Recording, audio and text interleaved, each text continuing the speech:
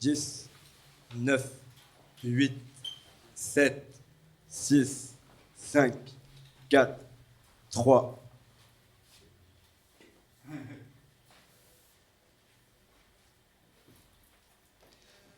Bonsoir messieurs, dames. Nous sommes heureux de vous accueillir aujourd'hui donc sur notre plateau Web Live où nous allons parler de la solidarité internationale.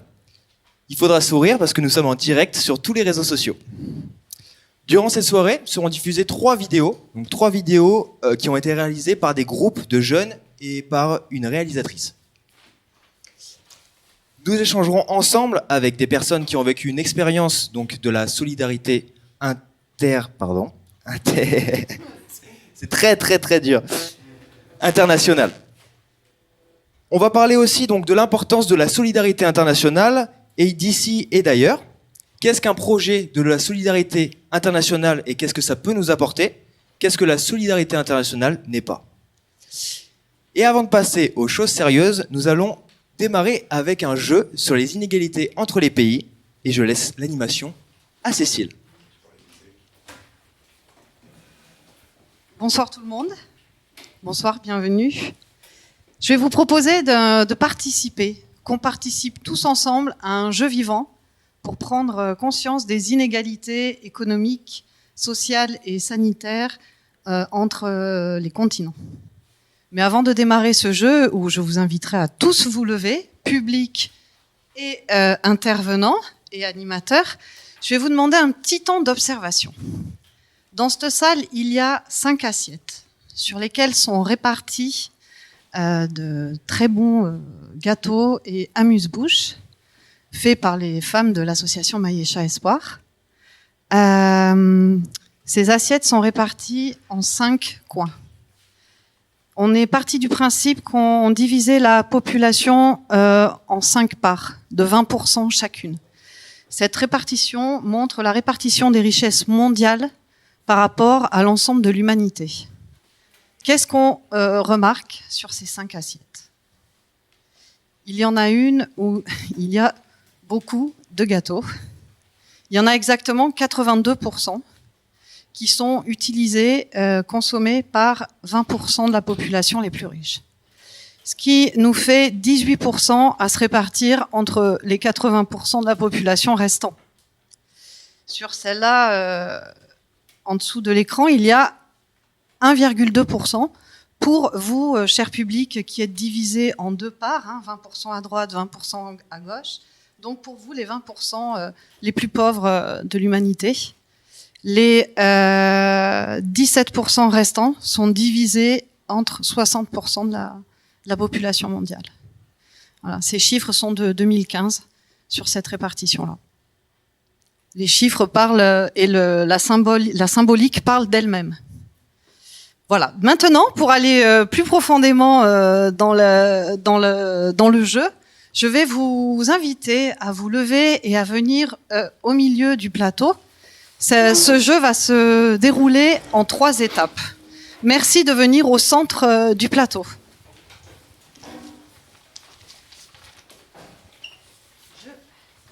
Je déplie ma petite fiche. Donc, vous êtes 13, si je ne me trompe pas. 2, 4, 6, 8, 10, 12, 14. Je me suis trompée. Derrière vous, il y a 5 affichettes. L'Afrique, sur le devant de la table avec le drap jaune, l'Europe. Sur l'autre, l'Amérique latine et les Caraïbes. Sur l'autre, l'Amérique du Nord. Et derrière vous, madame, l'Asie et le Pacifique. Je vais tout d'abord vous demander de vous regrouper par continent de façon à représenter la répartition de la population mondiale. Avant ça, il y a 7 milliards 300 et quelques millions d'habitants sur la planète. Donc, une personne représente 400 millions d'habitants à vous seul. Je vous laisse vous mettre d'accord pour vous répartir par continent selon la répartition mondiale de la population. À vous de jouer.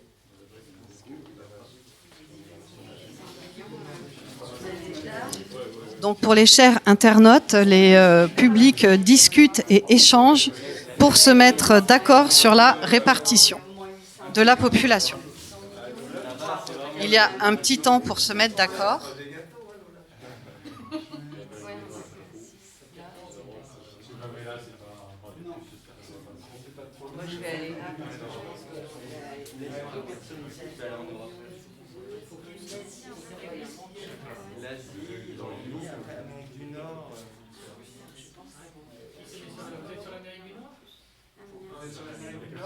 Personne en Amérique du Nord?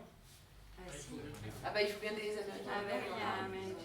Trop en Ah Asie. mais là, est-ce qu'on est trois? On est trois sur l'Europe. Trois sur l'Europe. Alors, on fait un petit point. Il y a, j'explique au fur et à mesure pour nos internautes qui ne vous entendent pas. Du coup, il y a 3 personnes en Afrique, 3 personnes en Europe, 3 personnes en Amérique latine, 2 personnes en Amérique latine, 2 personnes en Amérique du Nord. Vous êtes généreux.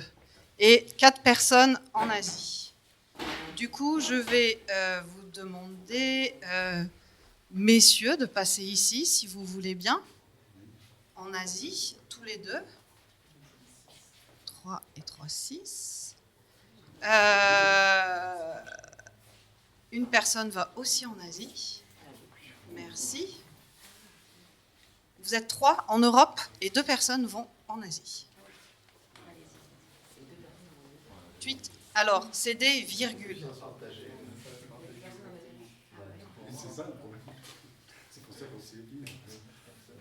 C'est des virgules, hein. Et en Amérique latine, une personne va en Asie aussi. En Asie, ouais. Voilà. Il y a personne en Amérique. Il y a 0,69 personnes. Voilà. L'idée de ce jeu, c'est que 60% de la population habite en Asie, 16% habitent en Afrique, 10% en Europe, 8% en Amérique latine et 5% en Amérique du Nord. La deuxième étape, voilà, donc vous êtes assez nombreux en Asie quand même. Hein. 9, on peut peut-être mettre une personne en Amérique du Nord quand même. Voilà. Je vais vous demander de vous rappeler de cette répartition. La deuxième étape va être la répartition de la richesse mondiale par continent. Du coup, elle va être symbolisée par les chaises. Donc chacun va venir prendre une chaise pour les répartir par continent.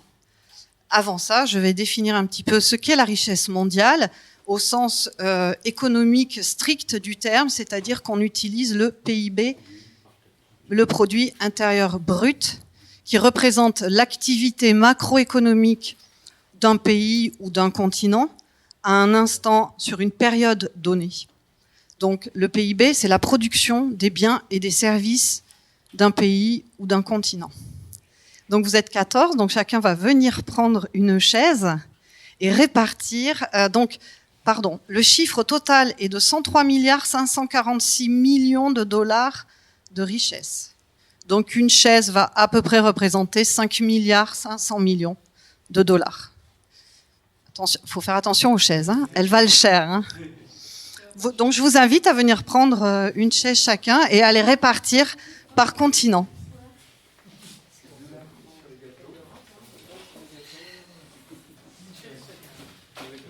Une chaise chacun. Ouais. Chers internautes, les participants donc amènent leurs chaises et vont se mettre d'accord pour répartir leurs chaises par continent.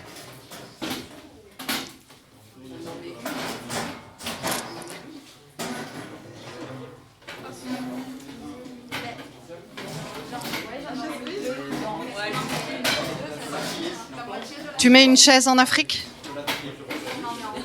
Ok. Alors, ça se répartit. Il y a 5 chaises en Amérique du Nord. Combien de chaises en Asie ? 2 avec celle-là. Ok. Il y a combien de chaises en Amérique latine ? Une seule. En Asie, 2. En Europe, vous en avez mis 3.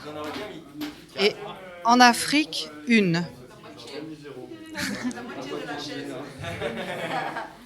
Alors, ce sont des chiffres de 2015, hein, donnés par le FMI, le Fonds monétaire international, et la Banque mondiale. Alors, écoutez, vous êtes pas mal quand même. Vous avez une notion relativement juste de la répartition mondiale de la richesse. Il manque une chaise en Asie. Vous avez pris 14 chaises. Ah non, et là c'est très bien. C'est 6 chaises en Amérique latine. En Amérique. Donc 50% de la richesse mondiale, la moitié de la richesse mondiale est absorbée par l'Amérique. Il y a à égalité 3 chaises en Europe et en Asie. Voilà, qui font 19,5% de la richesse mondiale à égalité en Europe et en Asie. On peut laisser une chaise en Afrique. Oui. C'est 5,2% de la richesse mondiale est en Afrique. Chiffre de 2015. Donc on peut se dire que les écarts se sont encore accrus en 2021. Voilà. Et l'Amérique latine, il y a une chaise. Maintenant, vous vous rappelez de la répartition mondiale de la population. Je vais vous demander de revenir chacun sur vos continents. Et l'idée, c'est que cette population se répartisse sur les chaises. Alors, pour être un petit... Donc là, on peut carrément ouvrir et montrer comment tu es à l'aise en Amérique.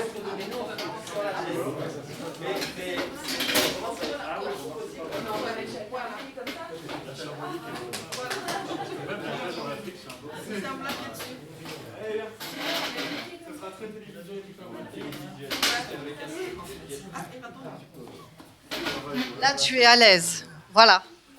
Voilà. Je laisse... On va venir aux commentaires. Je laisse un petit peu l'image pour nos internautes, de façon à apprécier. Donc, on peut voir que voilà, l'Asie se bat à la richesse. Alors, bien évidemment, c'est une répartition un peu non affinée, hein, parce qu'on est d'accord, il n'y a pas que des riches en Europe et il n'y a pas que des pauvres en Asie ou en Afrique. Bien évidemment. C'est un petit peu plus complexe que ça. Mais on se rend compte de quoi? On se rend compte que en Amérique du Nord, monsieur, vous êtes à l'aise. Vous avez de la place. En Europe, madame, vous n'êtes pas trop mal non plus. En Asie, vous ne tenez pas. En Afrique, vous ne tenez pas sur une chaise. Et en plus. Alors, attendez. Et en plus, la chaise est occupée Attendez. par un blanc. Attendez, je vais vous donner le micro. Et en plus, la chaise est occupée par un blanc. Et C'est exact. C'est pour ça que j'ai dit au monsieur de rester assis et moi debout parce que c'est toujours lui qui dirige. voilà, ça lance un petit peu le débat. Ça donne un peu une idée du paysage aussi et de l'intérêt de la solidarité internationale. Est-ce que l'Asie veut s'exprimer? Vous êtes bien sur vos chaises, pas trop à l'étroit, un peu compliqué là pour monter sur les chaises, hein, pour vous. Je peux vous aider, mais voilà. Et là, monsieur, c'est l'opulence. Oui, complètement. Vous êtes à l'aise. Vous vous sentez pas un peu trop seul ou? Non. Non. Ok. Bon. Vous assumez. C'est une répartition totalement assumée par certains. C'est une réalité. Bon, merci. Vous pouvez redescendre. Bravo à vous. Alors, ce n'est pas fini. Je vais vous proposer une 3e répartition. Et puis, ce sera fini. La 3e répartition est celle de l'empreinte écologique. Je me perds dans mes petites fiches. Alors, l'empreinte écologique, qu'est-ce que c'est? Elle se mesure en hectares, en milliards d'hectares. C'est la surface nécessaire pour produire l'ensemble de nos biens et de nos services consommés en termes de matières premières et l'absorption des déchets, notamment en termes de consommation d'énergie. Voilà. Donc là, nous allons la représenter par les petites feuilles qui sont derrière vous. Donc il y en a 15. Vous pouvez en laisser une sur la table, peut-être, et prendre les autres. Et chacun va prendre une feuille. Donc l'empreinte écologique est de 15 459 800 000 hectares.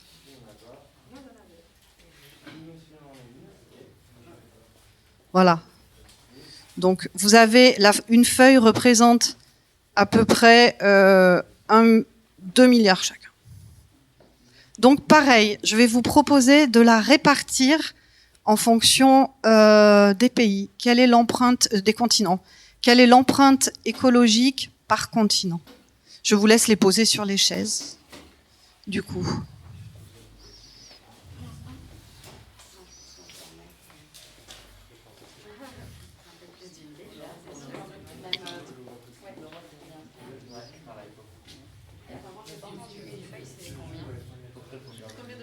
Donc,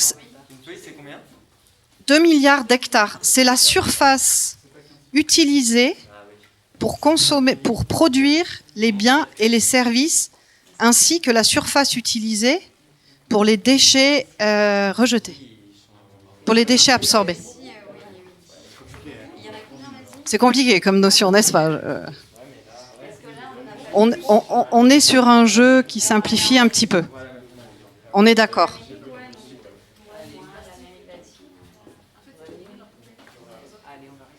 Alors, du côté de l'Afrique, vous avez mis 2 feuilles, d'accord? Du côté de l'Europe, vous avez mis 2 feuilles. Du côté de l'Amérique latine, il y a 1 feuille. Du côté de l'Amérique du Nord, il y a 6 feuilles. Et du côté de l'Asie, il y a 3 feuilles. Alors, je vais vraiment vous étonner, mais il y a 7 feuilles du côté de l'Asie. Voilà. Donc, l'Asie absorbe 47% de la surface utilisée pour nos consommations et nos déchets. Il y a 2 feuilles en Amérique du Nord. Du coup, c'est pas tant que ça. C'est 14,9% de nos biens et services consommés et déchets absorbés. Il y a 1 feuille en Amérique latine, c'est 9%. Il y a 3 feuilles en Europe, c'est 20%. Et il y a 1 feuille en Afrique, c'est 8,1%. Voilà. Il y a une 3e qui vient d'être mise. Du coup, maintenant, ma question, au niveau de l'empreinte écologique, nous consommons 20% d'hectares de trop. C'est-à-dire qu'il faudrait 1 planète, 2 pour pouvoir produire l'ensemble des biens et services que nous consommons. Alors, d'après vous, comment on fait? Quelle pourrait être une proposition, une solution? Si vous êtes 14 et qu'il y a 20% de consommation de trop, il faut qu'on ait 11 feuilles pour atteindre un équilibre environnemental et un développement dit durable, vertueux. Donc il y a 3 feuilles de trop. Où est-ce qu'on les enlève? Quelles pourraient être les solutions du coup pour atteindre un équilibre à 11 feuilles? Alors attendez. Il faut que les pays industrialisés fassent des économies de consommation, consomment moins. Ils produisent peut-être moins et autrement, quoi. Donc peut-être mieux répartir les chaises aussi. Réduire la consommation, vous êtes d'accord avec ce type de proposition? Est-ce que réduire notre consommation sans améliorer les égalités sociales?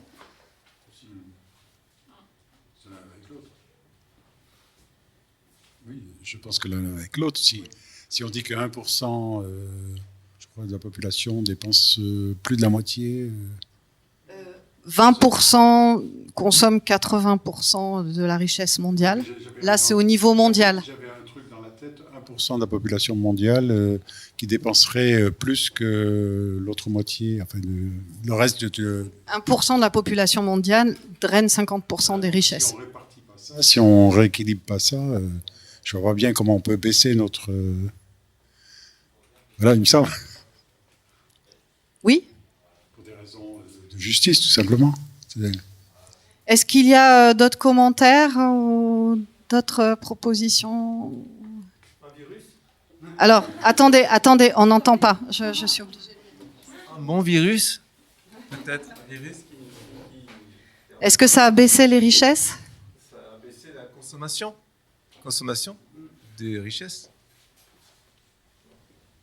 La réflexion sur le virus peut sembler une simple blague, mais il se trouve que pendant le confinement, on a revu des baleines à des endroits où on n'avait pas vu de baleines. Il se trouve qu'il y a des fleuves qui sont redevenus bleus alors qu'ils n'avaient pas été bleus depuis les années 50. Et du coup, ce confinement nous a montré tout simplement qu'un autre monde était possible. C'est le fameux monde d'après avec lequel on nous a bassiné un bon moment. On l'attend encore, on l'attendra peut-être encore un peu. Mais un autre mode de consommation est envisageable, et un autre mode de consommation pourrait permettre une meilleure répartition des richesses et aussi de diminuer le bilan carbone à l'échelle universelle, et pas juste... Parce que la solution, c'est pas juste de dire les Asiatiques doivent moins polluer, car si on se demande pourquoi les Asiatiques polluent, on arrive rapidement à la question de ce sont les entreprises de qui en Asie? Exactement, ils produisent pour nous. Oui, exactement. Bien sûr, la surface globale utile à la production de nos biens et services sont pas en Asie, par exemple, utilisés pour la production des biens et services, ne sont pas consommés que par les Asiatiques. C'est important de ne pas faire cet amalgame, mais c'est consommé pas mal par les pays industrialisés. Donc il y a la notion de conscience collective et de baisser peut-être, de questionner en tout cas notre consommation, mais au-delà de baisser notre consommation, c'est aussi quelle consommation, parce qu'il y a la question de l'enjeu social. Voilà, beaucoup de pays, beaucoup de personnes sont payées $1 par mois pour pouvoir consommer les produits, produire les produits que nous consommons. Donc l'enjeu écologique ne peut pas se détacher de l'enjeu social et du respect de la dignité et des droits humains. Voilà, c'était une introduction à la soirée. L'idée n'est pas de pousser la réflexion plus loin que ça avec ce jeu pour le moment, mais d'avoir une petite vision un peu globale, un aperçu de la répartition des richesses en fonction de la démographie et de l'impact environnemental et social.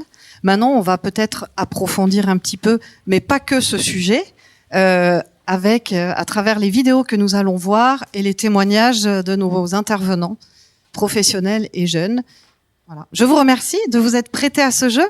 Je vous invite à remettre vos chaises là où elles étaient pour des raisons techniques de caméra et d'équilibre du plateau. Et nous allons passer à la suite. Merci beaucoup.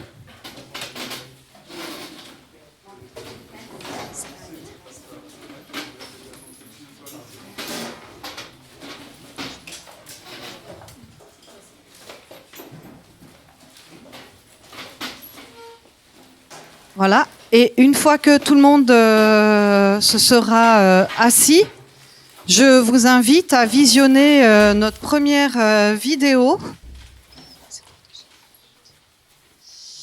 Ah oui, pardon. C'est la vidéo réalisée par l'association Résonance sur les notions de solidarité internationale. Elle a été réalisée par Louis Hervaux et un groupe de personnes qui l'a accompagnée. Merci beaucoup et bonne vidéo. Bonjour et soyez les bienvenus sur Radio Résonance. Ce matin, on se penche sur la question de l'accès aux vaccins dans le monde et quel rôle peut-y jouer la solidarité internationale. La solidarité internationale. Pour en parler, j'ai avec moi Sylvain Mouton de l'association. Je cherche. Ah.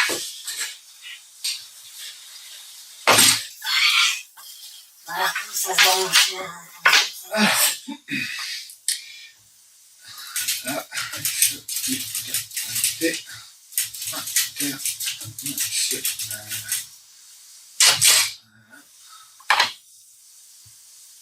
Ah. Alors, c'est une notion qui rassemble les actions et attitudes de prise en compte des inégalités ou d'injustices entre différents pays, pour les comprendre afin de les résoudre ou les combattre ensemble. Ouais, ok.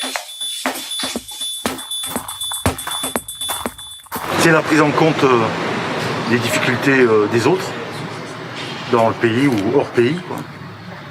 Et ça me semble essentiel dans une société qui a pour devise en plus liberté, égalité, fraternité. C'est l'entraide, c'est être attentif aux autres, quoi. Dans la définition, ce serait d'entraide altruiste et inconditionnelle. Dans le concret, je pense que c'est vraiment, on est solidaire de ses potes. On est solidaire de nos potes. Je suis d'accord, c'est ce que On est j'aurais moins dit aussi. facilement solidaire de manière totalement altruiste. C'est le mot entraide qui me venait à l'idée. Après, c'est vrai qu'il y a des limites dans la solidarité, c'est-à-dire que si toi, tu n'es pas disponible pour... Enfin, tu peux pas être solidaire pour l'univers, quoi. Ça fait trop, en fait.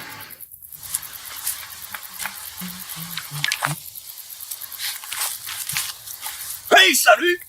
La solidarité, c'est quoi pour toi? Bah, c'est un sentiment qui pousse les gens à s'aider. S'aider ou s'entraider?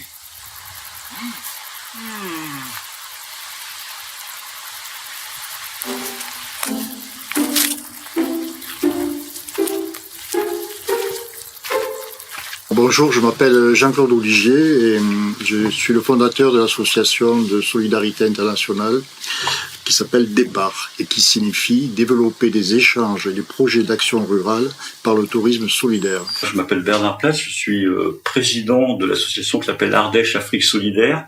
Être solidaire, qu'est-ce que ça veut dire? Une bonne question, ça. En fait, pour moi, solidaire, un mot, c'est partager, quoi. Ouvrir les yeux. Pas rester ferme. Pour moi, être solidaire, c'est finalement se sentir co-responsable avec un autre ou avec des autres du monde dans lequel on vit. Être co-responsable de l'avenir du monde. Alors pourquoi? Parce que en général, quand on parle de solidarité, on parle dans le sens commun du terme, on parle d'entraide, on parle d'aide, etc., de mutualisation. C'est effectivement être conscient que tous les hommes de la planète, on partage une humanité et que cette humanité, elle exige de chacun d'être solidaire l'un de l'autre. Donc on a tout de suite, quand on définit la solidarité comme ça, quand on la pense comme ça, on est tout de suite dans une démarche d'échange. C'est-à-dire qu'il faut peut-être dissocier la solidarité de la simple aide. Bien sûr qu'il y a l'aide, mais elle est réciproque. C'est-à-dire que si nous sommes en capacité de soutenir et d'aider et d'être solidaires d'un certain nombre d'acteurs du développement en Afrique, à contrario, on a aussi à apprendre d'eux. Peut-on considérer la solidarité internationale comme un échange? S'il y a un échange, qu'est-ce que ça apporte au pays? On ne peut pas parler de pays, il faut être plus modeste. Je dirais, les touristes qui viennent avec nous, ils auront des contacts directs avec la population locale, rurale. Donc, il y a un échange. Je vois, il y a des maisons où on envoie des voyageurs, des touristes qui ne parlent pas du tout un mot d'espagnol. Et tu as la famille quechua qui va regarder le touriste quand il est en train de déjeuner pour voir comment il fait. Tu vois, parce que eux, ils vont pas manger pareil. Et ça, c'est le premier échange. D'après vous, est-ce indispensable d'être solidaire? Dans la mesure où l'on a à vivre ensemble, où on a à construire ensemble un avenir, oui, c'est une absolue nécessité pour moi que d'agir en solidarité, quoi. Enfin, en tout cas, qu'il y ait des associations, des groupes, des personnes qui s'engagent dans la solidarité. Alors, ça va d'une simple aide quand il y a des catastrophes naturelles ou des choses comme ça, jusqu'au système économique et politique, entre guillemets, par exemple, de la répartition des richesses, de la solidarité intergénérationnelle. Ce mot solidarité, il est extrêmement important et il y a même des connotations juridiques parfois, etc. Donc c'est presque un mot qui est au cœur de beaucoup de choses, quoi, je trouve. Concrètement, à quoi sert la solidarité internationale? Ça sert à permettre des améliorations de vie économique, sociale et politique, là où les gens vivent. C'est-à-dire que, par exemple, par rapport à un village d'Afrique qui qui a déterminé son problème et qui a essayé déjà de tenter d'avoir des solutions et qui a envie d'être aidé. On pense par exemple à la scolarisation. Vous allez avoir des villages qui ont conscience que c'est une difficulté, un problème, voilà, qui n'ont pas les moyens financiers. Alors, en l'occurrence, ça va être un soutien, une solidarité qui va s'exprimer sous forme de soutien financier pour permettre la réalisation, la construction d'une école, par exemple. Est-ce que vous avez quelque chose à rajouter? Quand on voit quelqu'un qui est différent de nous, mais pas passer de l'autre côté de la rue, mais essayer de comprendre pourquoi. Pour que les projets fonctionnent et pour qu'il y ait un apport, il faut vraiment être à l'écoute la plus totale des populations locales. C'est quoi la solidarité pour vous en fait? C'est un acte d'altruisme total ou c'est normal? Hey, toi! Attends! Quoi?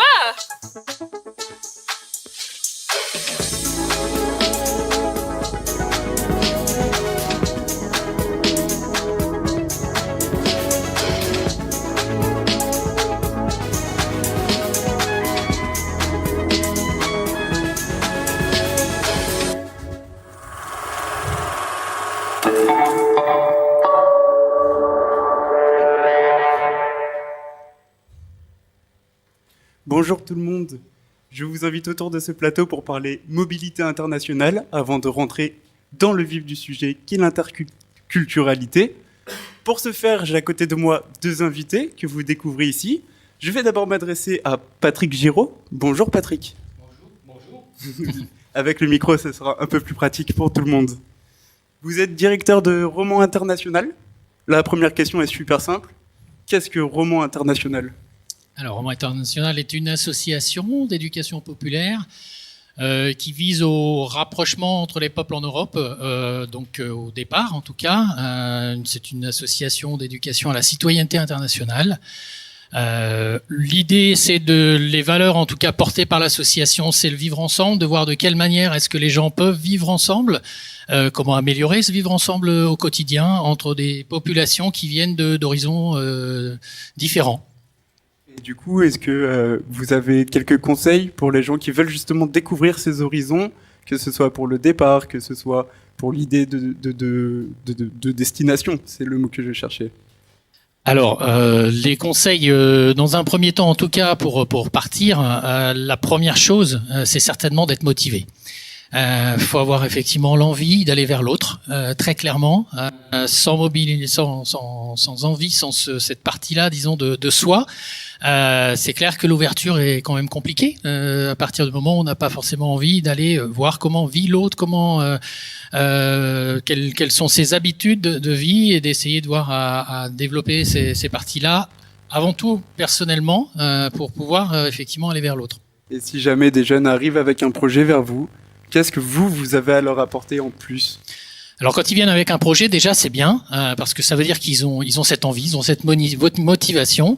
Les jeunes qui viennent nous voir à Roman International n'ont pas besoin du tout de diplôme, de connaître une langue étrangère ou autre. La plupart du temps, ce sont des jeunes justement qui sont pas forcément des étudiants, qui sont un peu en recherche aussi de ce qu'ils ont envie de faire et qui ont cette ouverture aux autres. Et donc la plupart du temps, quand on les reçoit, on commence par étudier leurs projets, on regarde un petit peu qu'est-ce qui les a amenés à venir vers nous, voilà, pourquoi, où est-ce qu'ils en sont dans leur vie, qu'est-ce qu'ils ont déjà fait, parce que la plupart du temps on a tous fait des choses quand on va quelque part, donc on commence à étudier ça avec eux, leurs projets, L'étape, c'est d'apprendre à connaître le jeune, du coup. Tout à fait, qu'il y ait une vraie rencontre.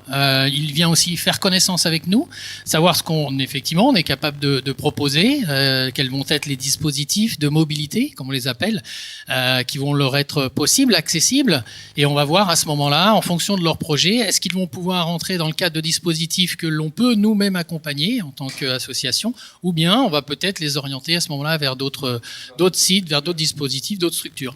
D'accord. Merci beaucoup déjà pour tout ce travail que vous faites. Et maintenant, j'ai une vraie interrogation. Je pense que le public la partage avec moi, cette interrogation. C'est pour Roman International, en quoi l'interculturalité, c'est important ? Alors, Roman International, on pense que l'interculturalité, en tout cas la confrontation des différentes cultures est essentielle au vivre ensemble. Si on ne sait pas, si chacun reste dans son coin, de façon un peu extrême entre guillemets, mais parfois c'est le cas. On l'a vu dans les périodes de confinement où chacun se replie sur lui-même. On ne sait plus comment l'autre à côté vit et ça entraîne forcément à ce que chacun continue de vivre de son côté et on n'est plus du tout dans la relation à l'autre. On perd cette relation alors qu'on vit sur une même planète, on vit sur des mêmes territoires, on va utiliser des mêmes choses et qu'au moment de la rencontre, si on ne se connaît pas, si on ne sait pas comment on vit l'un et l'autre, forcément que le conflit va venir beaucoup plus facilement. Donc c'est forcément, pour nous en tout cas, être dans l'interculturalité, c'est un combat contre le conflit qui peuvent exister, qui peuvent émerger, et donc c'est un travail d'anticipation en tout cas au conflit et un travail pour aller vers cette solidarité qui permet effectivement d'éviter que les gens s'opposent. Vous avez à dire à ce jeune homme ou à cette jeune fille, à cette personne qui a peur peut-être d'aller découvrir ailleurs, qui préfère rester dans son cocon en France, comment est-ce que vous aimeriez lui donner envie d'aller justement à la rencontre de tout le monde ? Alors on essaie de lui expliquer et de lui faire comprendre en tout cas que c'est une véritable richesse et on essaie de lui montrer quelles sont les richesses qu'elle va acquérir en allant justement se confronter aux autres. On n'oublie pas que c'est pas forcément simple, effectivement, de rencontrer une personne qui est d'une culture différente. Bah oui, on est un peu bousculé, on se dit tiens, mais pour des simples choses, je ne sais pas, moi tout à fait, mais ça peut être dans le milieu familial. Je ne sais pas, moi, je coupe ma pizza, je mange avec des gens qui ne comprennent pas comment ça se fait que je coupe ma pizza. Voilà, je coupe ma pizza. C'est une stigmate culturelle. Est-ce que vous coupez vos spaghettis aussi ? Alors ça, j'ose pas le dire, mais oui, parfois. Mais voilà, je sais que les Italiens dans la salle vont réagir. C'est terrible, je sais. J'espère que les Italiens ne nous regardent pas, sinon ils nous ont abandonnés en fait à ce moment-là. Mais merci beaucoup pour votre témoignage. Je vais maintenant me retourner sur ma gauche. Bonjour Dorian. Désolé, évidemment le micro circule par voie automatique. Bonjour. Tu es venu nous parler de toi, tu es venu nous parler de ton expérience. Qu'est-ce que tu as à nous raconter sur justement ces envies d'interculturalité ? Pour moi, c'est très important de se confronter avec d'autres cultures que la nôtre. C'est que moi, je suis purement français, je n'ai jamais voyagé trop dans ma vie. Et là, d'être parti pendant 1 an en SVE en Espagne, et en Catalogne plus précisément, ça m'a permis de m'ouvrir à une culture que je ne connaissais pas. Excuse-moi, tu as dit SVE, je ne connais pas du tout. Qu'est-ce que ça veut dire SVE ? Alors ça veut dire Service volontaire européen. Service volontaire européen. Du coup, tu es parti avec un programme européen ? Oui, Erasmus+. Erasmus+. Et ce programme, tu as été accompagné au moment de ton départ ? Alors oui, j'ai été accompagné par l'association AM Sud, qui m'a pris en charge avant mon départ et même pendant tout mon volontariat. Toute la durée du voyage, tu as eu quelqu'un oui. pour t'accompagner. Et est-ce que cet accompagnement, ça t'a permis justement de franchir le cap ? D'aller ailleurs pendant un long moment. Tu es parti plus d'1 année, c'est ça ? Oui. Oui. Est-ce que justement c'est cet accompagnement qui t'a permis de franchir ce cap ? Alors l'accompagnement m'a vraiment aidé. Ça t'a vraiment aidé ? Oui, j'avais beaucoup d'appréhension avant de partir. Et je sais qu'on n'aime pas parler de ces appréhensions, mais pour le témoignage, quelles étaient ces appréhensions ? Est-ce que c'était la peur de l'étranger ? Est-ce que c'était la peur de l'isolement ? Juste la peur du jet lag peut-être ? C'était surtout la peur de quitter les miens et de me retrouver dans un endroit que je ne connaissais pas du tout, avec des personnes que j'allais côtoyer pendant 1 an, que je ne connaissais pas non plus et qui eux, ne me connaissaient pas. Tout le monde. Et au final, une fois sur place, comment tu t'es senti ? Est-ce que ces peurs se sont atténuées au fur et à mesure ou est-ce que non, ça a été un grand vide ? Alors les peurs se sont très vite dissipées. Parce que j'ai été très bien entouré de toutes les personnes présentes dans la communauté. Ok. Et toi, en 1 an dans cette communauté, du coup, est-ce que si tu peux faire un petit bilan, je sais que le terme est laid pour une expérience à l'étranger, mais oui, est-ce que tu as un bilan, j'ai pas d'autres mots, de ton expérience, de ce que tu as fait, de ce que ça t'a apporté au final ? Eh bien, j'ai pu faire beaucoup de choses durant cette expérience. Comme beaucoup de maraîchage. Donc on cultivait beaucoup les terres en Espagne. On faisait aussi beaucoup de brasserie, de pâtisserie, boulangerie, de la cuisine. Du coup, tu es passé du maraîchage à la pâtisserie. C'était les activités, de la semaine de la communauté. Ok. Donc 2 fois par jour, on allait cueillir dans les champs et puis une fois sur 2, on faisait brasserie, Est-ce que pâtisserie. c'est une vie que tu connaissais avant d'être parti? Pas du tout. Pas du tout? Non, j'ai tout appris là-bas. Positif? Oui. Et est-ce que tu aurais quelque chose à dire à la personne qui hésite à partir justement pendant 1 an, que ce soit avec ce service, ce programme Erasmus+, ou que ce soit juste tout seul avec son sac à dos, mais qui a assez peur? Qu'est-ce que tu aimerais lui dire? Peut-être qu'on en a dans le public aujourd'hui, je te laisse lui dire pourquoi il doit s'en aller. Pour moi, ce serait surtout pour le faire pour soi-même. C'est quelque chose d'assez valorisant de se confronter à une autre langue, à une autre culture, et d'apprendre aussi de soi. De soi. Et du coup, ça permet en fait juste de se rendre compte qu'on est capable de vivre certainement autrement, parce que ta vie en communauté est une vie qui était différente de cette vie de consommation que nous connaissons en France. Tu allais cueillir tes fruits, tu allais du coup faire toi-même tes pâtisseries. Oui. Et tu as appris un autre mode de vie. Il te manque des fois ce mode de vie? Oui. Oui, beaucoup? Énormément. Ça fait plaisir à entendre. Ça montre que quelque chose d'autre est possible encore une fois. Et maintenant, je vais me tourner vers notre public qui peut-être a une interrogation, a une question et aimerait la partager avec mes invités. La parole est à vous.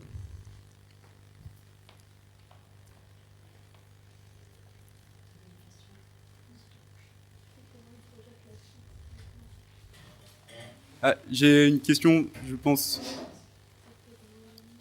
Alors, il y a tergiversion dans le public pour savoir qui prendra ce micro. Ce sera madame. Bonjour. Bonjour. Bonjour. Donc en fait, moi, c'est pour savoir du coup comment Anthony, non, à côté. Dorian. Dorian, il se projette maintenant sur la suite après cette aventure. Comment il voit le reste? Eh bien, j'ai beaucoup appris dans cette expérience-là, et notamment sur mon projet professionnel. Et qu'à 23 ans, il était temps vraiment que je trouve ce pourquoi j'étais fait. Et du coup, maintenant, j'ai vraiment l'envie de me former dans la sérigraphie, qui est aussi un domaine que j'ai pu apprendre pendant ce service volontaire européen. Pour les incultes comme moi, est-ce que tu peux expliquer ce qu'est la sérigraphie? C'est une méthode d'impression par écran interposé. Donc, on a des écrans et puis on place une teinte et puis on fait ça à la chaîne sur divers supports. Merci beaucoup, madame, pour la question. Ah, on a une deuxième question dans le public. Oui, en 2 mots, quelles ont été les étapes clés avant de partir justement au niveau procédure? Vraiment en 2 mots pour savoir le délai aussi, etc. C'est très compliqué parce que j'ai pas vraiment réfléchi quand je suis parti. Si je suis parti, c'est surtout parce que j'avais des envies d'ailleurs et que j'ai pas vraiment réfléchi à l'avance de vouloir partir. J'ai vu cette offre-là et j'ai sauté sur l'occasion dès qu'elle s'est présentée là. Ok, un choix extrêmement ponctuel du coup. Et beaucoup de courage, hein. On peut que te féliciter d'être parti pendant 1 an comme ça, loin des tiens, à la découverte de tout à fait autre chose. Merci beaucoup, Romain. Ah, j'ai une question pour Patrick Grimaud. Est-ce que vous pouvez nous expliquer en 1 ou 2 minutes plus précisément ce que vous faites à Roman International et quels sont les dispositifs pour les jeunes s'ils veulent partir? Alors expliquer les dispositifs en 1 ou 2 minutes, ça va être compliqué. Alors ce que l'on fait, nous, on est une association qui à la fois permet à des jeunes de partir, donc on est une structure à la fois d'envoi, on permet à des jeunes, donc comme Dorian, de partir dans des structures à l'étranger. Donc on fait le lien, on aide à ça. On accueille aussi des jeunes qui viennent donc d'Europe ou d'autres pays. Et on est aussi une structure de coordination, c'est-à-dire qu'on met en lien des structures qui aimeraient pouvoir accueillir des volontaires, mais pour lesquels les dispositifs et tout ce qui est au niveau administratif, etc., est compliqué.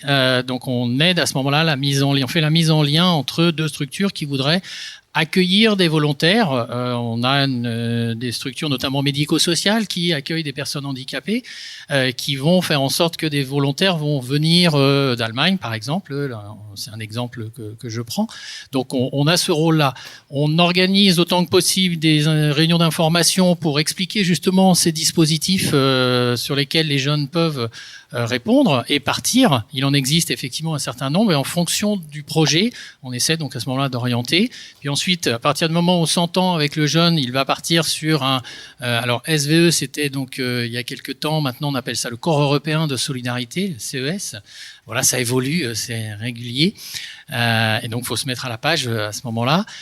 En tout cas, à ce moment-là, on fait un travail de préparation au départ. On a un cycle d'ateliers, de sensibilisation sur différentes thématiques qui vont permettre effectivement aux jeunes d'acquérir quelques compétences avant de partir et puis de s'assurer que le choix qu'il fait, c'est le bon choix. En tout cas, voilà, on l'accompagne dans ce temps de préparation. Ensuite, il part, il y a un tutorat à ce moment-là. Et puis, à son retour aussi, il revient. Et là, il y a un accompagnement et notamment, il remplit ce qu'on appelle un Youth Pass, qui est une forme de certificat où il va mentionner lui-même les compétences qu'il a pu acquérir au cours de cette expérience. Voilà, donc il y a tout un accompagnement du début jusqu'à l'après. Vous faites du volontariat européen, du Corps européen de solidarité, donc des jeunes individuellement peuvent partir, mais également collectivement? Oui, tout à fait. Les deux sont possibles. Il y a donc des groupes qui partent, soit des jeunes qui viennent d'un lieu, d'un département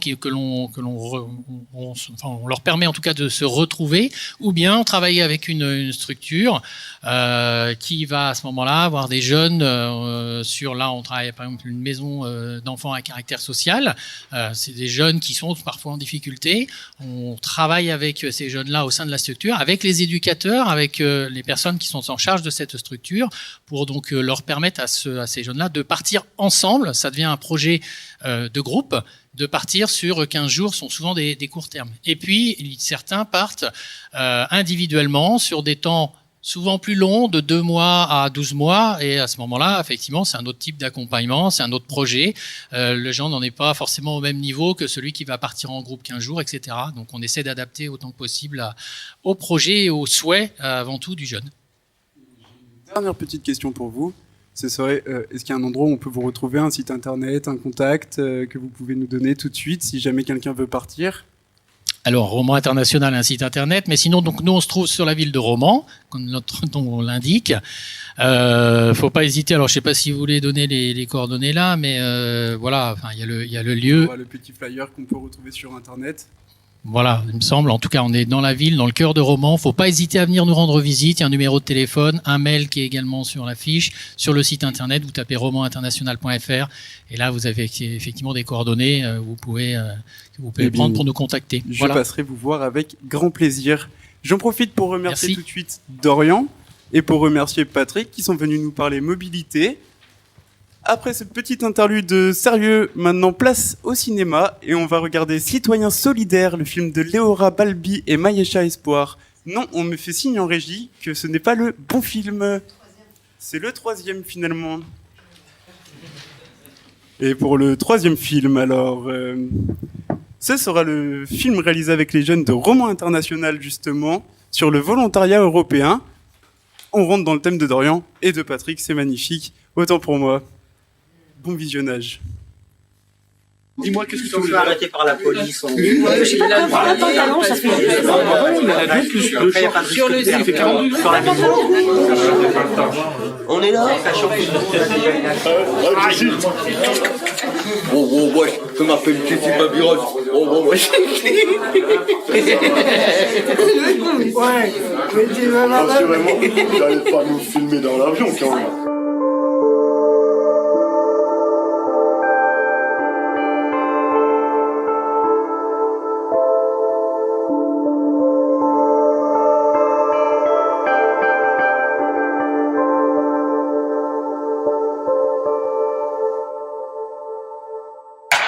Moi je suis Martin, j'ai 23 ans et bientôt 23 ans et je suis actuellement en préparation d'un projet avec Roman International. Alors je vais dans une petite ville aux alentours de Venise Et donc je vais participer à une association qui a l'air d'avoir plusieurs activités, entre autres celle qui m'intéressait le plus, donc de la radio, des activités radiophoniques et d'autres activités en rapport avec le sport adapté aux personnes handicapées. C'était les deux domaines qui m'intéressaient surtout, effectivement. Je suis non-voyant total, donc atterrir comme ça dans une ville qu'on connaît pas du tout, dans un pays étranger, c'est forcément un temps d'adaptation à la langue, à la culture et forcément au terrain. Je m'appelle Omar, j'habite à Taliwé. Je m'appelle Omar, j'habite à Taliwé. Je m'appelle Omar, j'habite à Taliwé.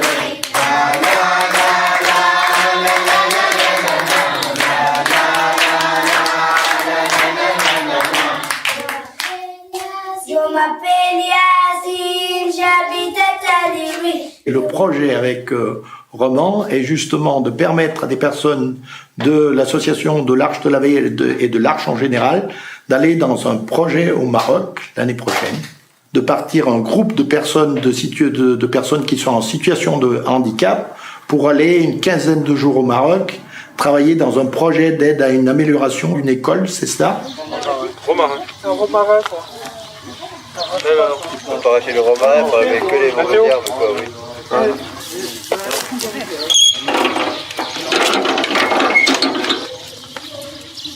Acteur pour, je dirais le mot est pas juste, pour aider les autres, mais de prendre part à un projet collectif dans un pays autre que le nôtre. Je suis content. Je fais des choses comme ça pour les autres pays, donner un coup de main, un truc comme ça. Je suis content. Même si on n'a pas forcément toujours les mêmes capacités que les autres, on a forcément autant de motivation et on se sent très impliqué dans ce qu'on fait. C'est vrai que c'est toujours de grandes expériences pour avoir déjà un peu travaillé dans ce type de projet. C'est vrai que ça fait vraiment de super expériences. C'est toujours quelque chose de très très enrichissant. Quand on part, on croit qu'on part et qu'on va donner ou qu'on va recevoir, mais en fait, il y a une réciprocité qui est énorme, mais qu'il faut découvrir sur le terrain.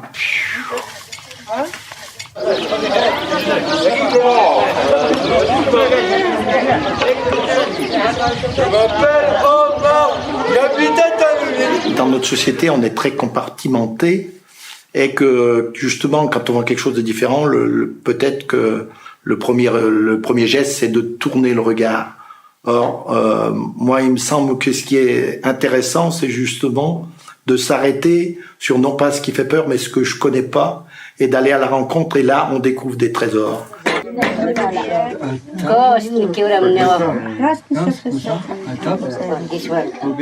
Et donner envie aux gens, surtout, c'est ça la question. C'est que les gens ont souvent très peur d'y aller. Et il faut pas avoir peur, il faut y aller.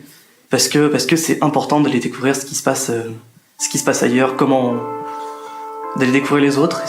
Oui, il faut que ce genre d'initiative puisse se développer, effectivement.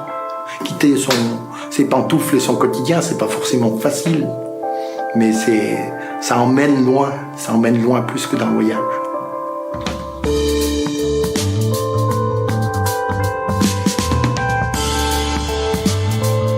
T'as qu'à faire une expérience et tu verrais ce que c'est. Et tu découvrirais une grosse expérience.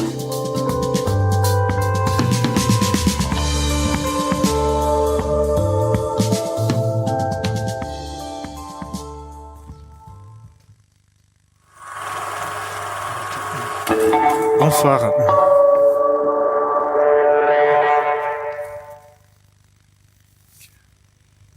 Bonsoir. Alors je suis en compagnie de Rachel Lodin. Donc vous êtes la directrice de l'ONG ADOS. C'est bien ça. Donc est-ce que vous pouvez nous présenter en quelques mots ce que ADOS représente, ce que la solidarité internationale représente pour ADOS? Alors, ADOS, pour ADOS, la solidarité internationale, c'est la mise en place, la mise en relation d'habitants de territoires différents dans le but de mieux se connaître, de mieux comprendre les problématiques de chacun et surtout de déconstruire les stéréotypes que chaque jeune, chaque habitant peut avoir les uns envers les autres. En gros, c'est ça. D'accord, donc, pour quelqu'un qui a un projet de solidarité internationale, quelles sont les questions à se poser et les pièges qui seraient à éviter?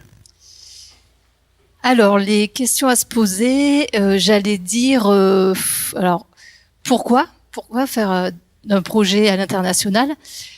Comment s'y prendre? Avec qui? Où? Et sur combien de temps? Donc l'idée, c'est de se dire, moi là j'ai un projet, est-ce que je suis tout seul ou même en groupe, mais déjà chercher qui peut m'accompagner à réfléchir sur ce projet à mettre en place. Est-ce que j'ai les bons interlocuteurs sur place? Est-ce que j'ai des bonnes idées? Est-ce que j'ai bien construit mon projet? Voilà, surtout, voilà, l'idée, ce serait peut-être dans un premier lieu de s'orienter vers des structures qui peuvent les accompagner. D'accord, merci. Et sinon, en quoi la solidarité internationale est importante en France et à l'étranger?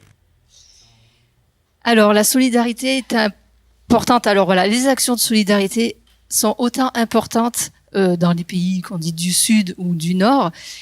Pour moi, les actions ne vont pas sans cette relation entre les gens, sans cette réciprocité, connaissance réciproque et apport réciproque de l'un envers l'autre.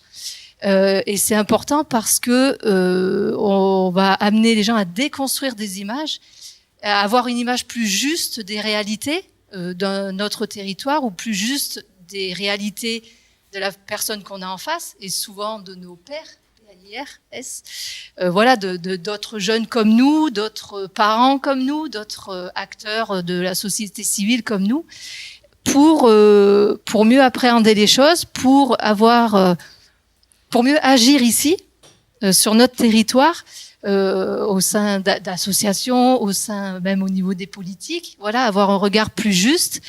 Et pareil sur le territoire partenaire, on va dire, de se dire, ah oui, la France, c'est pas ce que je pensais vraiment, quoi. Oui, non, c'est pas.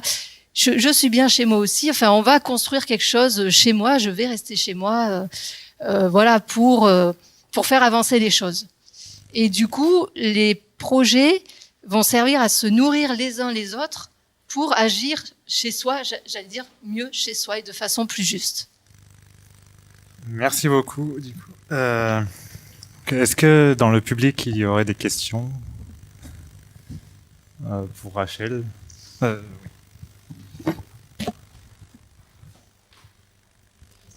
Des questions?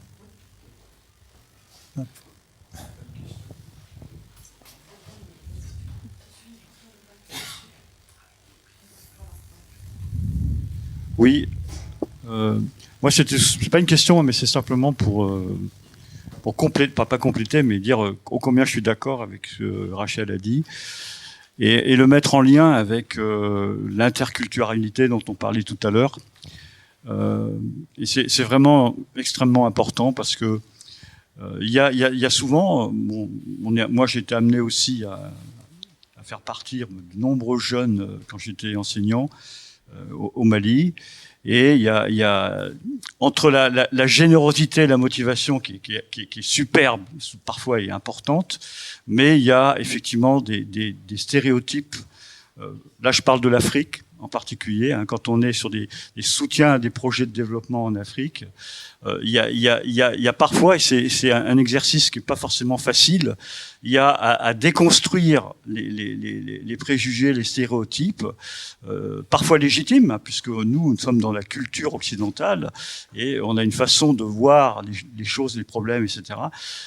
Tout en maintenant une générosité absolument essentielle.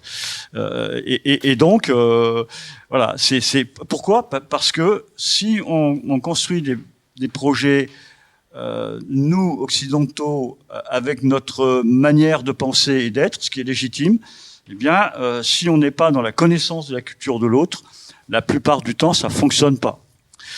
Il faut absolument que les projets soient des projets de solidarité. On l'a déjà dit, c'est réciproque, la réciprocité. Il faut pas y aller en donneur de leçons. Il faut pas aller là-bas parce qu'on a un master d'économie et qu'on pense que comme on a un master d'économie ou machin ici en France, on va être utile à quelque chose là-bas. Pas forcément. Il faut y aller et c'est super ce que fait Roman International aussi et puis tous les autres. Il faut y aller pour découvrir d'abord. Il faut y aller pour s'approprier un petit peu quelque chose des cultures, parce que si on parle de l'Afrique, il n'y en a pas qu'une des cultures, il y en a tellement des cultures différentes, quoi. Et donc, moi, j'insiste un peu parce que l'expérience me dit que là, on parle de projets de soutien, des projets de soutien, des projets de développement. Pour que ça fonctionne, il faut vraiment inverser complètement les choses, c'est-à-dire il faut que ça parte des populations locales. Il faut qu'il y ait une écoute extrêmement importante et une compréhension des cultures. Voilà. Je ne veux pas en dire plus parce que je suis capable de... Voilà. Merci. Merci à vous. Est-ce qu'il y a d'autres questions ou quelque chose à compléter?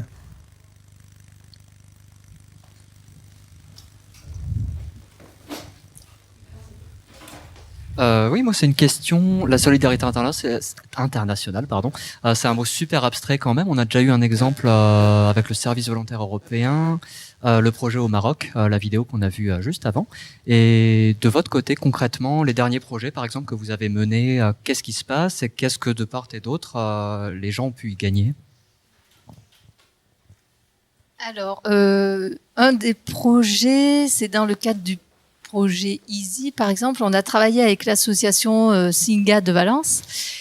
Et l'idée, c'était d'organiser des temps de rencontre avec les habitants valentinois, les migrants qui sont sur le territoire de Valence, via l'association Singa, et d'organiser donc des temps conviviaux, des temps de parole, d'échange sur leur expérience, sur la vision des choses.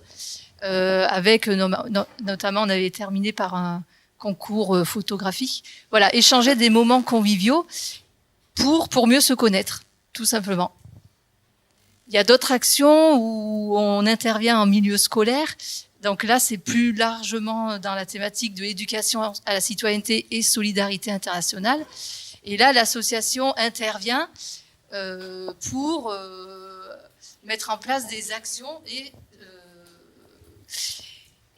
des animations sur la comparaison entre les inégalités qui se passent sur le territoire de Valence, voilà, de nos vies de tous les jours, et des habitants, notamment au Sénégal, notre partenaire. Donc, enfin voilà, c'est... Du coup, merci beaucoup. Tout de suite, on va vous envoyer un film de Léora Balbi et de Maïcha Espoir, les citoyens solidaires. Oh, pardon, ça a commencé. Alors, bonsoir à tous. Nous aussi, à cette table, on se pose des questions.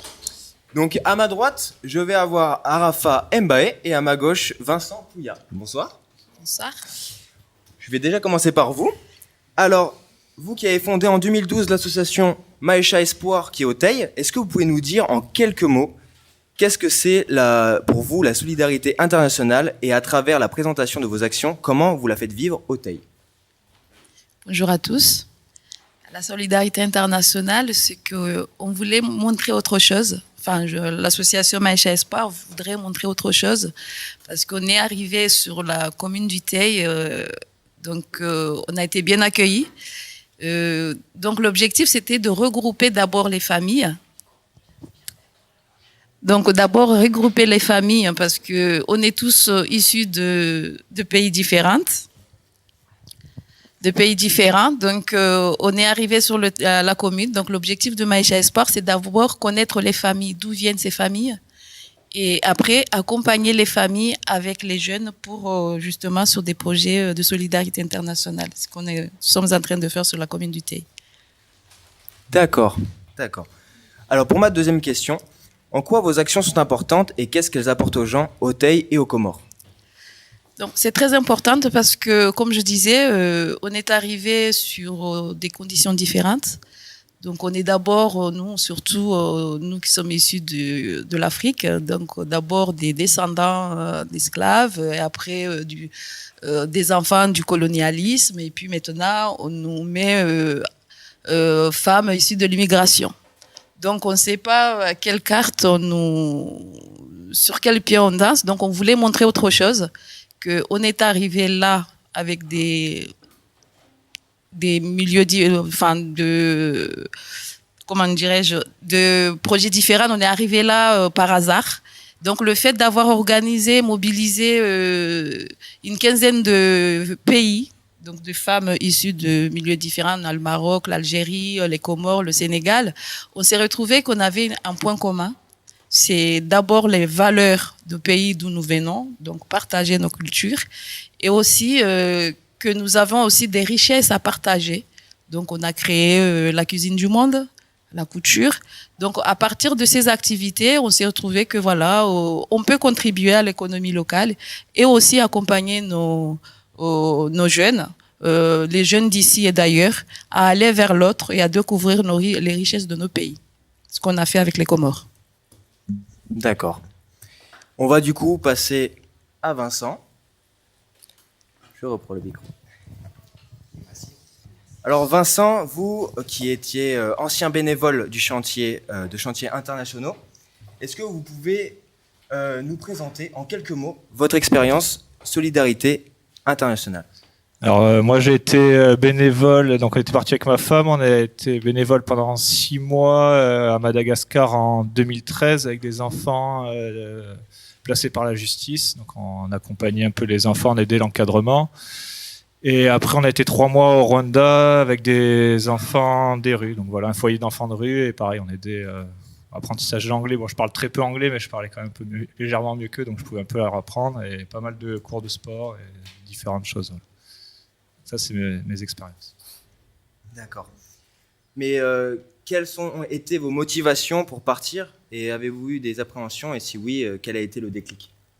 Alors, nous, on avait envie de voyager avec ma femme, on avait envie de découvrir d'autres cultures, d'autres façons de vivre, et ça nous branchait bien de partir sur un temps long et de pouvoir apporter un peu enfin, si possible, d'apporter des choses à d'autres pays. Et en fait, c'est avéré qu'on avait fini à peu près nos études en même temps avec ma femme, et comme on avait un temps qu'on pouvait partir, on s'est un peu renseigné autour de nous pour réussir à trouver des associations qui pouvaient être intéressées. Et du coup, on a pu faire ce voyage. On est parti un peu plus, quasiment 1 année, mais on a fait un peu de tourisme en plus. Quoi.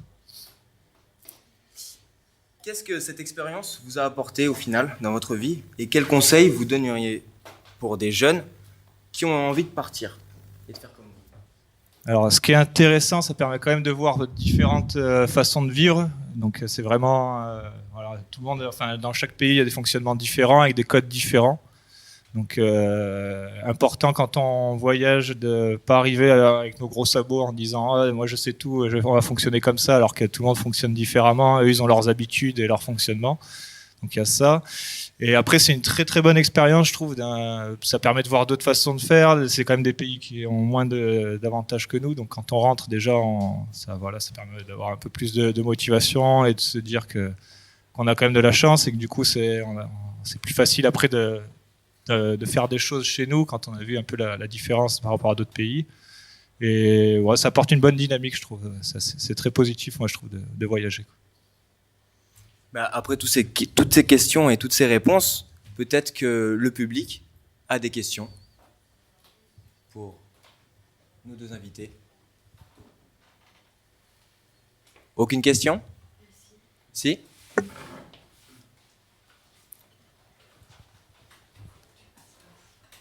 Ce serait une question pour Vincent. Pour Vincent, oui.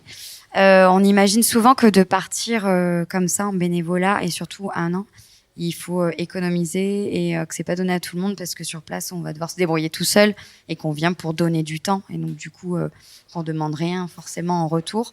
Est-ce que toi, au niveau des accueils, comment tu as été accueilli, dans quelles conditions? Alors, ce qui nous a coûté ce qui coûte le plus cher, en fait, c'est l'avion, et après, quand on fait du tourisme. Après, sur place, la vie est tellement moins chère que chez nous que pour 100 euros par mois, on s'en sort, quoi. Après, faut vraiment vivre, faut pas penser qu'on va vivre comme on vit chez nous, quoi. Si on vit simplement, qu'on consomme comme les gens localement et tout, ça, les logements, l'avantage, nous, on était accueillis, donc les logements, ça nous coûtait quasiment rien. C'était vraiment plus tout ce qui est de nourriture et tout ça, et c'est vraiment. Vous étiez logé par l'association ?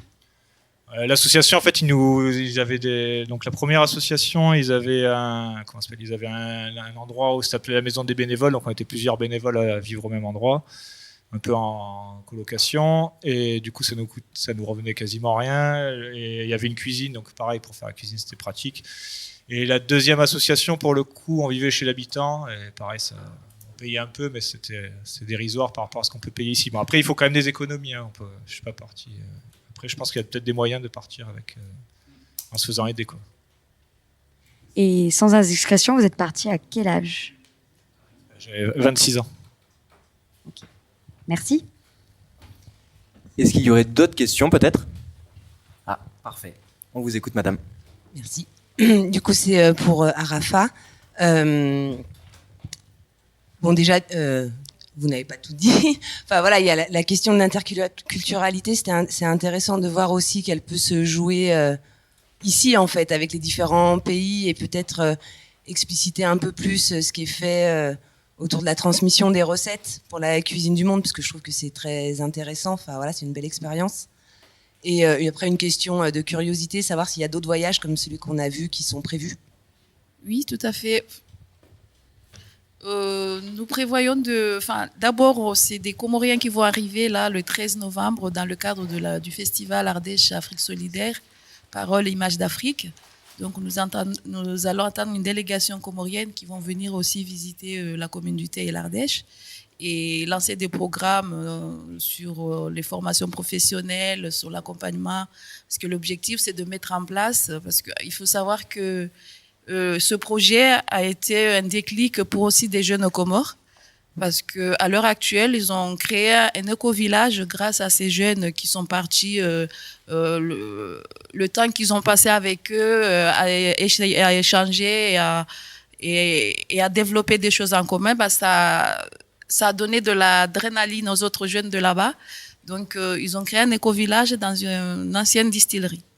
Donc, l'arrivée des maires des communes, c'est aussi pouvoir voir ce qui se passe de l'autre côté. Et après, on va essayer de repartir au mois de décembre pour aller justement tester le village vacances, enfin l'éco-village avec l'association Départ qui était là, mais je ne sais plus où il était d'ailleurs. L'association Départ avec S qui nous accompagne aussi dans ce cadre-là. Donc, ça sera des jeunes. On est en train de travailler avec des écoles. Et aussi des jeunes avec la DSOA, parce que ce projet a été réalisé avec la DSOA, la sauvegarde de l'enfance.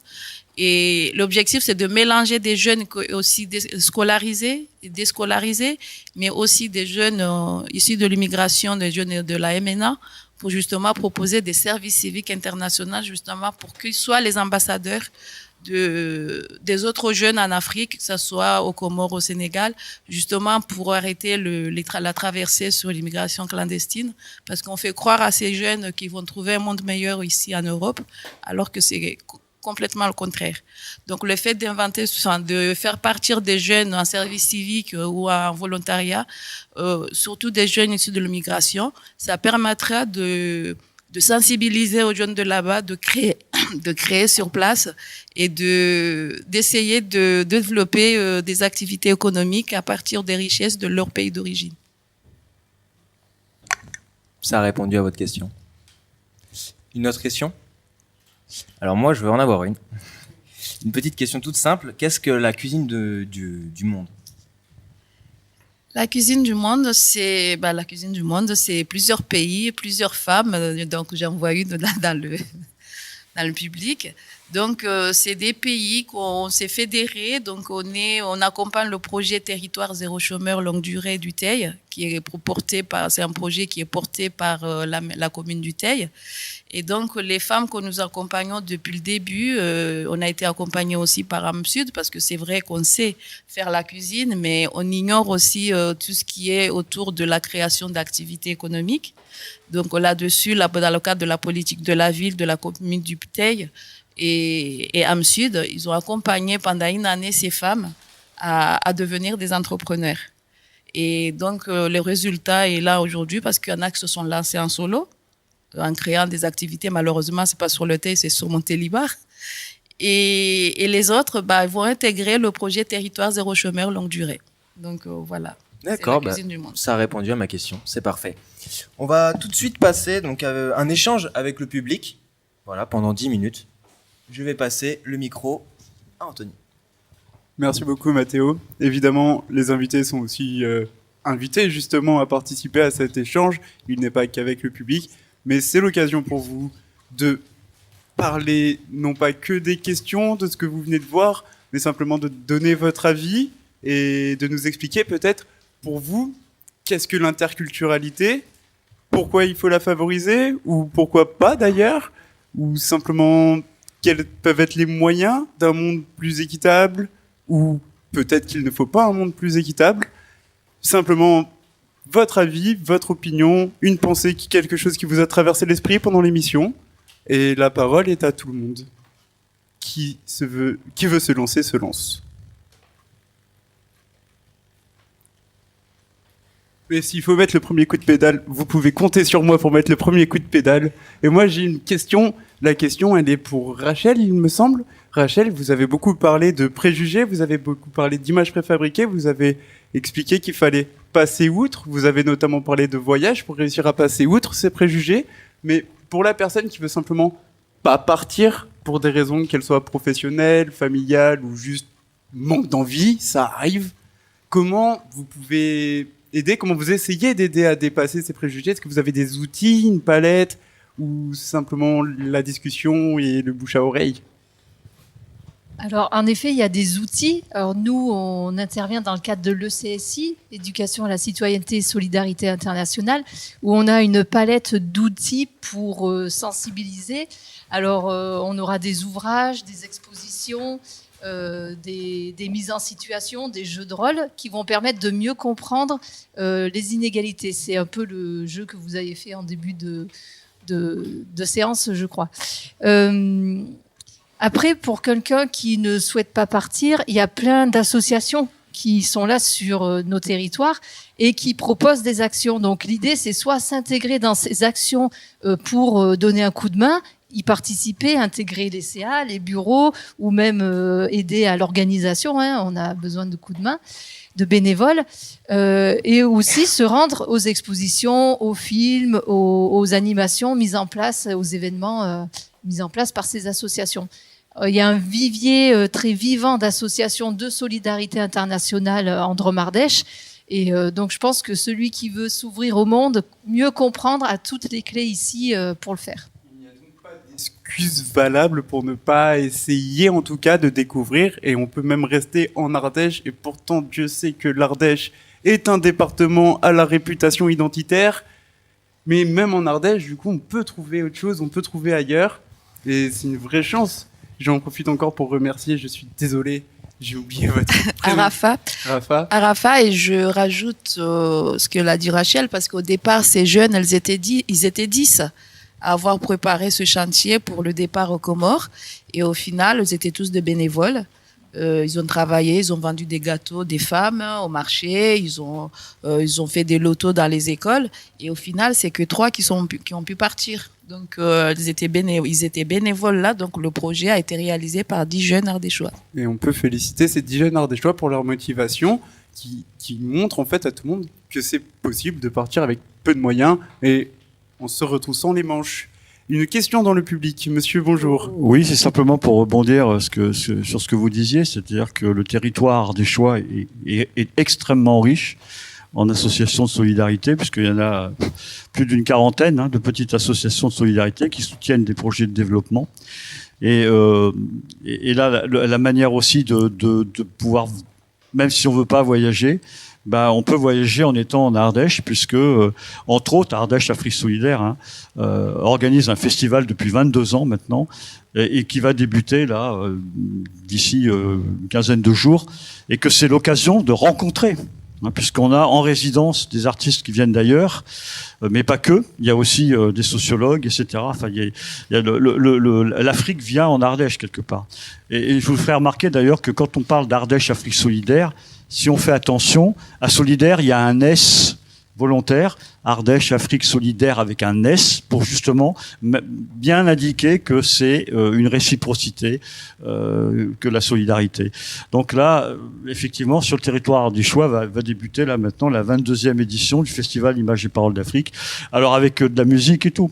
Et j'en profite un instant pour vous dire aussi que s'il y a des groupes de jeunes, des jeunes qui sont intéressés, nous on est en train de bâtir des modules d'accompagnement de jeunes, que ce soit dans les lycées, dans les structures, dans les groupes de jeunes, et on leur propose justement de participer à la programmation du Festival Images et Paroles d'Afrique, c'est-à-dire à co-construire avec nous un événement là où ils sont, là où ils veulent, sur les thématiques ou les arts qui sont les leurs. Ça peut être du rap urbain qui peut venir d'une ville africaine, ça peut être autre chose, ça peut être plein de choses, quoi. Voilà. Donc là, c'est un appel aussi que je lance à tous les jeunes qui sont intéressés pour venir nous rejoindre. Alors cette programmation, elle est faite, bien sûr, mais dès le mois de janvier, on repart sur une autre programmation.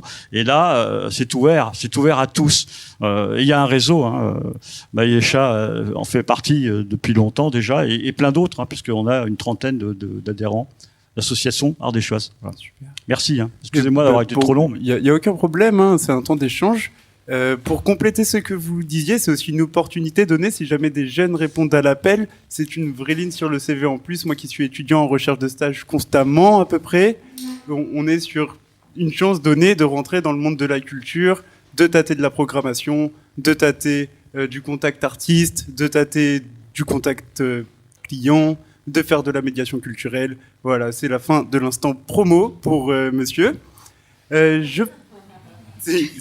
S'il n'y a pas de questions peut-être encore dans le public, est-ce que... Oh, on a une question. Le micro se balade. Oui, c'est que j'aime bien les histoires assez personnelles aussi, pour rendre les choses plus concrètes, moins abstraites. C'est une question aux invités, en fait, à tout le monde dans la salle, éventuellement. Est-ce que vous avez des petites histoires, des anecdotes, des changements de mentalité que ça a pu amener, ces contacts, ces projets, de part et d'autre, que ce soit ici en Ardèche ou en partant ailleurs, des gens qui ont vraiment changé de vision du monde ou voilà, qui ont changé, tout bêtement.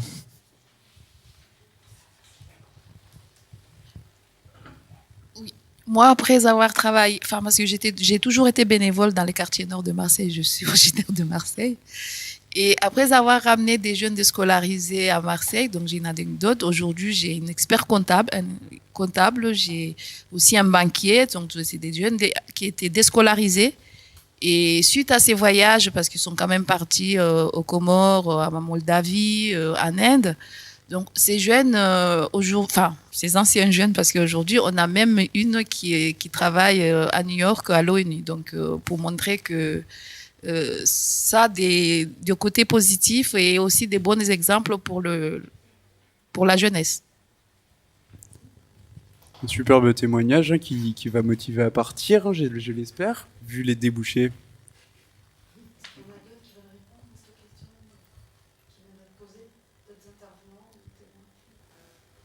Alors moi j'ai une question un petit peu dans le même style. Je me dirige vers cette table principalement, je pense.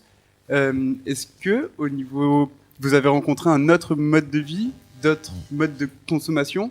Est-ce que en France du coup et dans notre société occidentale, ça ne devient juste pas trop agressif d'être tout le temps incité à l'achat, incité à la consommation? Est-ce que d'avoir découvert qu'on pouvait vivre autrement, découvert pour toi, ou de savoir que l'on peut vivre autrement tout en gardant le sourire et tout en s'endormant le soir, ça ne met pas un goût de trop plein dans la bouche une fois rentré en France? Moi, ce que j'ai bien aimé, enfin, ce qui m'a pas mal fait changer par rapport au voyage, c'est sur le mode de consommation, notamment. On a tendance en France de la facilité d'aller dans les grandes surfaces, les supermarchés et tout ça, alors que là-bas, notamment à Madagascar, c'est pas évident d'aller au supermarché, c'est pas accessible, et puis c'est quand même beaucoup plus cher que les marchés classiques. Donc du coup, d'aller régulièrement, enfin tout le temps au marché pour consommer de ce qu'on a besoin de tous les jours, c'est vrai que du coup j'ai gardé cette habitude-là, donc maintenant j'ai quand même plus l'habitude d'aller au marché, c'est que c'est assez agréable, et puis c'est quand même un moment où on peut échanger, plus discuter, c'est moins impersonnel que les grandes surfaces, et donc du coup je trouve ça assez sympa par rapport au voyage, ça c'est vrai que c'était intéressant.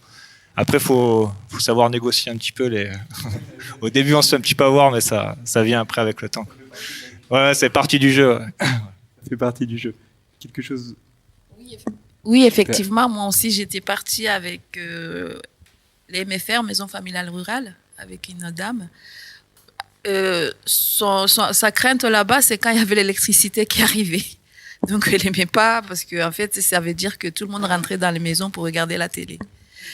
Et donc, arrivée en France, elle a vendu sa voiture, elle a vendu sa maison, elle vit à la campagne, elle s'est acheté un vélo, elle a complètement changé de mode de fonctionnement, et donc c'est un très bon exemple pour cette dame que j'ai plus de nouvelles depuis un moment, mais elle avait tout vendu pour justement partir à la campagne et vivre avec la nature. Et encore un destin changé par le voyage. S'il n'y a pas d'autres réactions, oh, jeune homme. C'est à la table tout à droite, à la personne tout à droite. Est-ce que vous avez des personnes qui vous ont manqué quand vous avez parti en Espagne?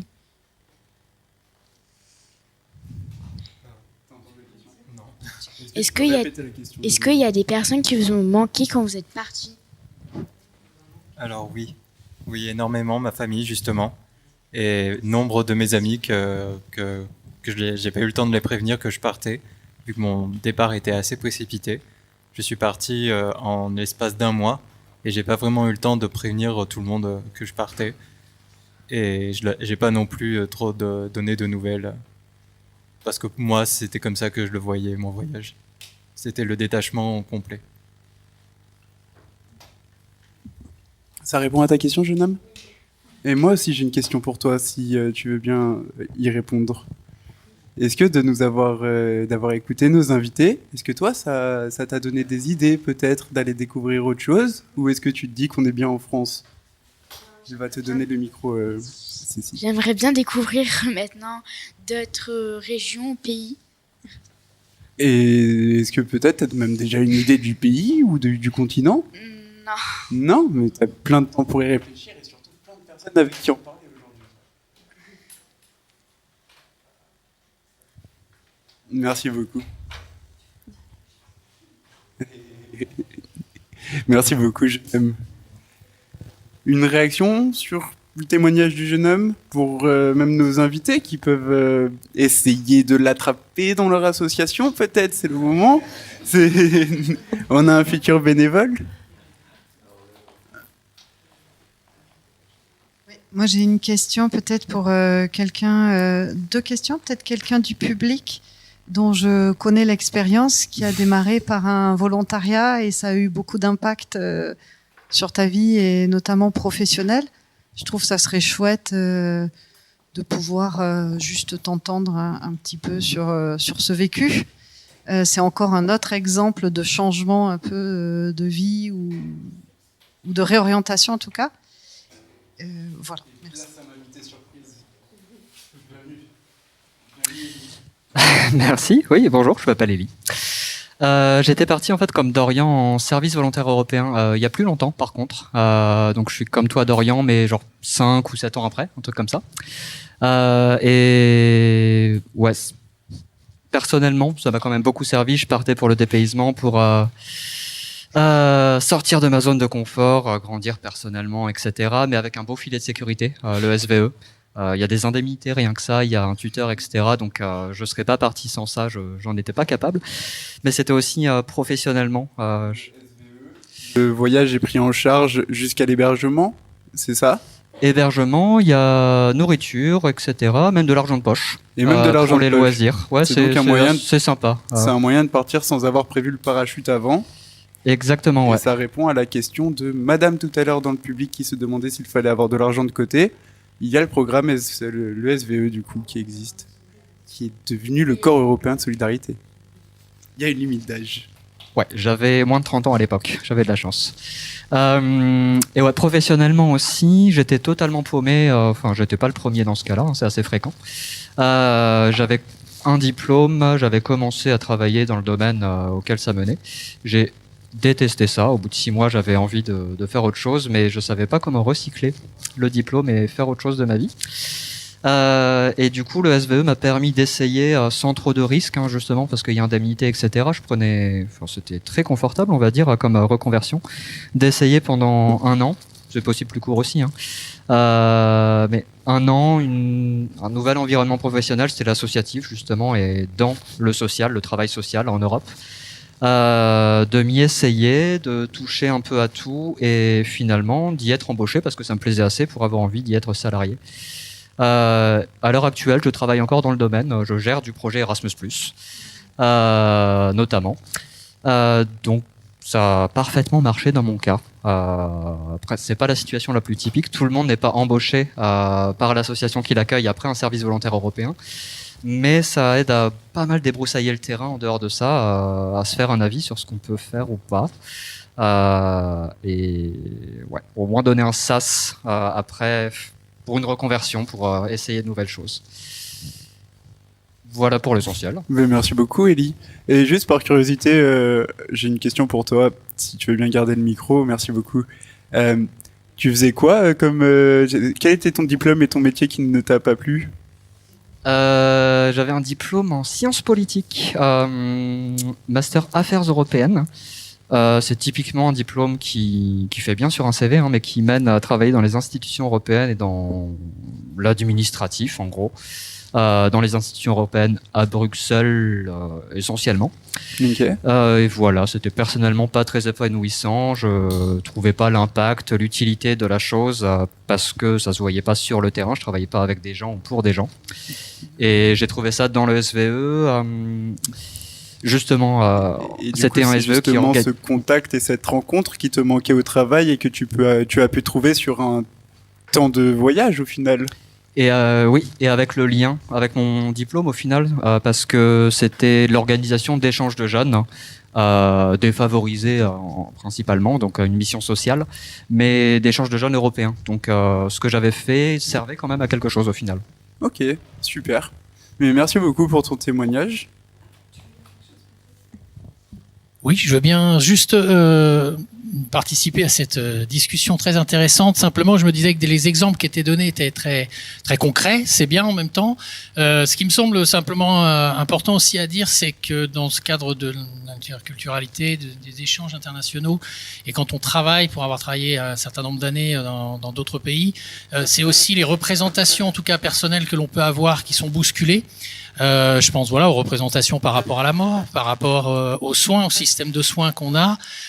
On va acquérir des choses nouvelles, on va être bousculé la plupart du temps, et je crois que souvent c'est cette peur-là d'être bousculé de façon très inconsciente qui empêche un certain nombre de jeunes, quand on est jeune, voilà, on acquiert des valeurs, on acquiert des façons d'être, et que de partir, ça va forcément bousculer ces choses-là en profondeur, parfois.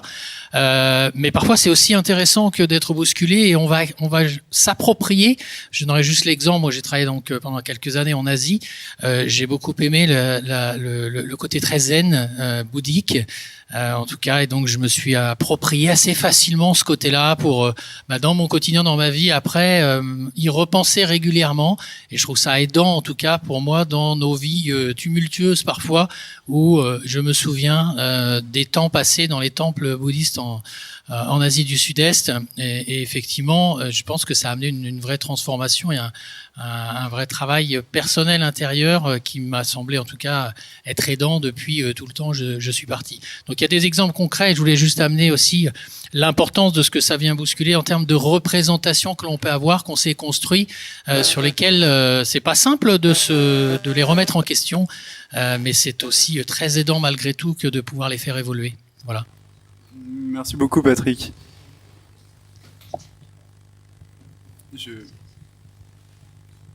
Oui, je voudrais juste rajouter pour s'il y a des jeunes gens qui nous écoutent sur Internet, et puis pour vous, qu'il y a énormément d'endroits où on peut s'informer sur les expériences de mobilité, ce qu'on appelle européenne et de solidarité internationale. Il y a Resacop à Lyon. Il y a bien évidemment les centres ressources information jeunesse représentés sur nos territoires ruraux par les points information jeunesse. Il y a les promeneurs du net sur Internet. Et il y a le centre Europe Direct qui organise notamment une journée à Annonay sur la solidarité internationale.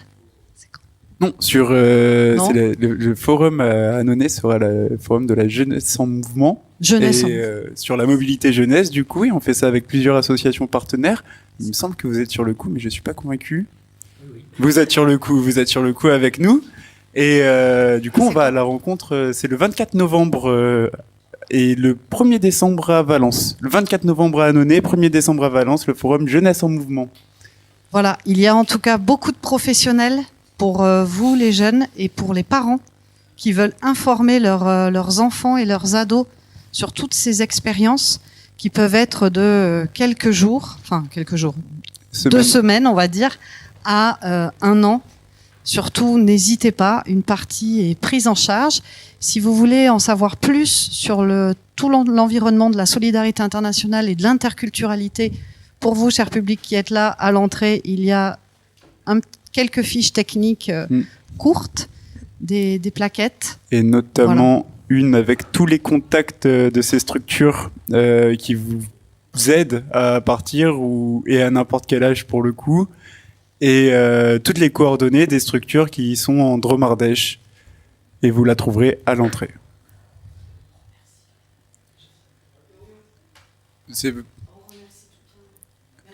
Je vais rendre la parole à Mathéo qui, en bon introducteur, nous fera une formidable conclusion. Alors, nous allons conclure du coup cette soirée. Merci de votre attention. Cette soirée donc a été organisée et réalisée par des associations Résonance, Amnesty Sud et Média Pôle Sud Ardèche. Elle a lieu grâce à la contribution du collectif Lézard, Maïcha Espoir, Ados, Roman International, le Centre Ressources Europe Direct et la ville du Teil. On remercie aussi les partenaires financiers mentionnés dans le générique de fin. Et enfin, rien n'aurait été possible, bien sûr, avec cette bande de jeunes. Louis, Michael, Antonin, Kéliane. On va avoir Jade, Romane, Manon, Mathis, David, Anthony et Mathéo. Une ovation pour eux. Merci à tous. Et merci Mathéo.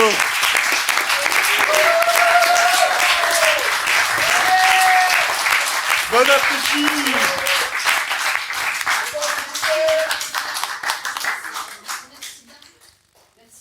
Merci à tous d'être venus. Je vous serre la main. Ça a été un plaisir. Tous.